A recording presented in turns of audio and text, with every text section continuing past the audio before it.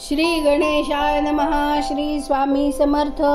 आज आपण अयोध्या कांडातला 84वा सर्ग वाचूया. निषाद राजगुहाच्या नदीच्या रक्षणार्थ युद्धाचा आदेश. भेटीची सामग्री घेऊन भरताकडे जाणे, त्याचे आतिथ्य स्वीकारण्यास अनुरोध.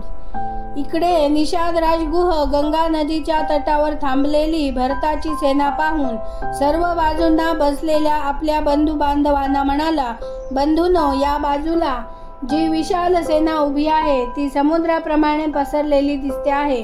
तिचा अंत मी अधिक विचार करूनही मला लागत नाही. निश्चयानं असं वाटतं की हिच्याबरोबर स्वतः दुर्बुद्धी भरतही आला असावा. ही कोविदाराच्या चिन्हाची ध्वजा त्याच्याच रथावर फडकत आहे. मी तर असं समजतो की हा आपल्या मंत्र्यांच्या सहाय्याने प्रथम आपणास पाशांनी बांधणार अथवा आमचा वध करणार आहे. त्यानंतर ज्यांना पित्यानं राजातून बाहेर काढलं त्या दशरथ नंदन रामांनाही तो मारणार आहे. कैकईचा पुत्र भरत राजा दशरथाचा संपन्न वसु दुर्लभ राजलक्ष्मीस एकटाच लुबाडणार आहे. त्यासाठी तो श्रीरामचंद्रांना मारण्यासाठी वनात चालला आहे. परंतु दशरथ कुमार श्रीराम माझे स्वामी व सखे आहेत, म्हणून त्यांच्या हिताची कामना मनात ठेवून तुम्ही सर्वजण शस्त्रास्त्रांनी सुसज्जित व्हा. गंगेच्या तटावर तयार राहा. सर्व मल्ल सेनेसह नदीचं रक्षण करण्यासाठी गंगेच्या तटावर तयार राहतील. नावेवर ठेवलेल्या फलमुलांचा आहार घेऊन रात्रीची रात्र आज घालवावी. आपल्यापाशी 500 नावा आहेत. त्यातील एक नावेवर 100 मल्ल जवान युद्ध सामग्री घेऊन राहतील, असा आदेश गुहाने सर्वांना दिला. त्याने पुन्हा म्हटले की जर भरताचा भाव श्रीरामांच्या बाबतीत संतोषजनक असेल तरच त्याची ही सेना आज कुशलतापूर्वक गंगा पार करू शकेल. इतके म्हणून निषाद राजगुह मत्स्य, मांस, फळांचे गड्डे, मध इत्यादी भेटवस्तू घेऊन भरतापाशी गेला. तो येत आहे असे पाहून समयोचित कर्तव्य समजणाऱ्या प्रतापी सूतपुत्राने सुमंत्राने विनीत भावाने भरतास म्हटले, ककुत्स्थ कुलभूषण हा वृद्ध निषाद राजगुह आपल्या हजारो बंधू बांधवांसह इथे निवास करतो.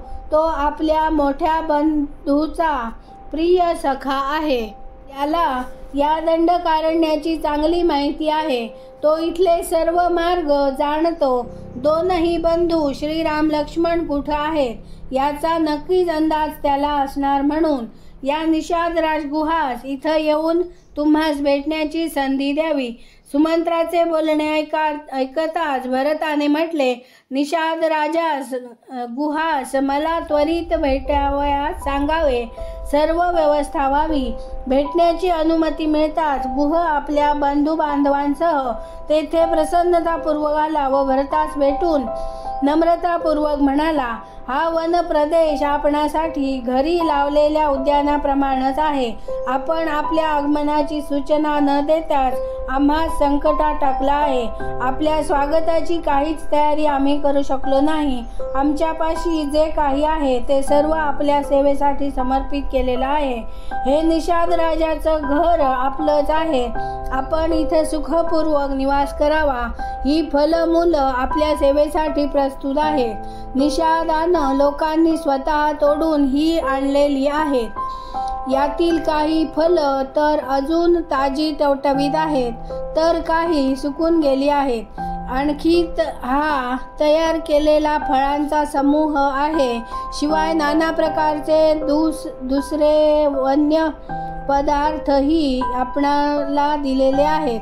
आपण या सर्वांना ग्रहण करावं. आम्ही आशा करतो की ही सेना आजची रात्र इथं राहील आणि आम्ही दिलेल्या भोजनाचा स्वीकार करील.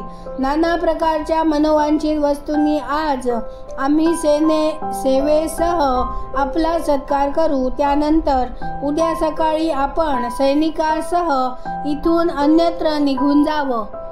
इथे 84वा सर्ग पूर्ण झाला. आता आपण 85वा सर्ग वाचूया. निषाद राजगृहाने असे म्हटल्यावर महाबुद्धिमान भरताने युक्ती आणि प्रयोजनयुक्त वचनांनी त्याला अशा प्रकारे उत्तर दिले. बंधू, तू माझ्या मोठ्या बंधूचा श्रीरामांचा सखा आहेस. माझ्या एवढ्या मोठ्या सेनेचा सत्कार तू करू पाहतोस तर तुझा मनोरथही फार श्रेष्ठ दिसतो. तू पूर्ण समज की माझ्या श्रद्धेनंच आम्हा सर्वांचा सत्कार झाला आहे. इतके म्हणून महातेजस्वी भरताने गंतव्य मार्गास हाताने संकेत करून दाखवून पुन्हा गुहास उत्तम वाणीने म्हटले. निषादराज, या 2 मार्गापैकी कोणत्या मार्गाने मला भरद्वाज मुनींच्या आश्रमापर्यंत जाता येईल? गंगेच्या किनाऱ्यावरील हा प्रदेश मोठा गहन वाटतो आहे. हा ओलांडून जाणं मोठं कठीण कार्य आहे. बुद्धिमान राजकुमार भरताचे हे वचन ऐकून वनात हिंडणाऱ्या गुहाने हात जोडून म्हटले. महाबली राजकुमार, आपणासहित अनेक मल्ल येतील. त्यांना या प्रदेशाचं चांगलं ज्ञान असून ते सावधान आहेत. याशिवाय मीही आपल्या बरोबर येईनच. पण एक गोष्ट सांगा, अनायासच आपण त्या महान पराक्रमी श्रीरामचंद्रांप्रती एखादी दुर्भावना तर घेऊन जात नाही ना? आपली ही विशाल सेना माझ्या मनात शंका उपस्थित करीत आहे. असे ऐकताच गुहास आकाशाप्रमाणे निर्मळ भरताने मधुर वाणीने म्हटले. निषादराज, असा समय कधीच न येवो. तुझं बोलणं ऐकून मला फार कष्ट झाले. तू माझा संशय घेणं बरोबर नाहीस. रघुनाथ माझे मोठे बंधू आहेत. मी त्यांना पित्या समान मानतो. ककुस्थ कुलभूषण श्रीराम वनात निवास करतात. आता मी त्यांना परत आणण्यासाठी निघालो आहे. गुहा, मी तुला खरंच सांगतो, तू माझ्याबद्दल अन्य विचार सोडून दे. भरताचे ऐकून निषाद राजाचे मुख प्रसन्नतेने चमकू लागले. तो मोठ्या हर्षाने पुन्हा भरतास म्हणाला, आपण धन्य आहात. प्रयत्न न करता हाती आलेल्या राज्याचा त्याग करण्याचं ठरवीत आहात. आपल्यासारखे धर्मात्मे मला या भूमंडळावर आणखी कोणी दिसत नाही. कष्टप्रद वनात निवास करणाऱ्या श्रीरामांना आपण परत आणू इच्छिता. यामुळे समस्त लोकात आपल्या अक्षय कीर्तीचा प्रचार होईल. गुह भरताशी अशी चर्चा करीत असताना सूर्यदेवाची प्रभा क्षीण झाली. रात्रीचा अंधार सर्व बाजूंनी पसरू लागला. गुहाच्या वर्तनाने भरतास मोठा संतोष झाला. तो सेनेस विश्रांतीची आज्ञा देऊन शत्रुघ्नाच्या पाशी शयन करण्यासाठी गेला. धर्मावर दृष्टी ठेवणारा भरत शोक करण्याजोगा नाही. तथापि त्याच्या मनात श्रीरामचंद्रांबद्दलची चिंता असल्यामुळे त्याला शोक उत्पन्न झाला. त्याचे वर्णन करत ऐकण्यासारखे नाही. जशी वनात फैलावलेल्या दावानलापासून संतप्त झालेल्या वृक्षास त्याच्या पोकळीतील आग अधिक जाळीत असते, तशाच दशरथ मरणजन्य चिंतरूपी आगीने संतप्त झालेल्या रघुकुलनंदन भरतास रामवियोगाने उत्पन्न झालेल्या शोकाग्नीने आणखीनच जाळण्यास सुरुवात केली आहे.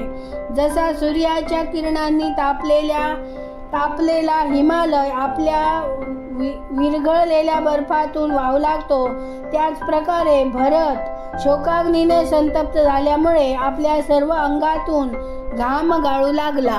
त्या समयी कैकेयी कुमार भरत दुःखाच्या विशाल पर्वताने आक्रांत झाला होता. श्रीरामचंद्रांचे ध्यानच त्याच्यात छिद्ररहित शिलांचा समूह होता. दुःखपूर्ण उच्छ्वास सुवर्ण आदी धातूंचे स्थान घेत होता. दीनता वृक्ष समूहांच्या रूपात प्रतीत होत होती. शोकजनित आयासच त्या दुःखरूपी पर्वताची उंच शिखरे होती. अतिशय मोहच त्यातील अनंत प्राणी होते. बाहेर व आत इंद्रियात होणारा संतापच त्या पर्वताच्या औषधी वनस्पती व बांबूंचे वृक्ष होते. त्याचे मन फारच दुःखी होते. तो दीर्घ श्वास खेचून घेई. आपली शुद्ध बुद्ध विसरून तो मोठ्या विपत्तीत सापडला होता. मानसिक चिंतेने पीडित झाल्यामुळे नरश्रेष्ठ भरतास शांती मिळत नव्हती. त्याची दशा आपल्या कळपातून बाहेर आलेल्या वृषभासारखी झाली होती. परिवारासहित एकाग्रचित्त महानुभाव भरत जेव्हा गुहास भेटला तेव्हा त्याच्या मनात मोठेच दुःख होते. तो आपल्या थोरल्या बंधूच्या चिंतेत होता, म्हणून गुहाने त्याला पुन्हा आश्वासन दिले. इथे 85वा सर्ग पूर्ण झाला. त्या आपण 86वा सर्ग वाचूया. आवडल्यास लाईक, शेअर, सबस्क्राईब करा. बेल आयकन क्लिक करा. कमेंट करून आपले विचार नक्की कळवा. धन्यवाद. जय जय श्रीराम.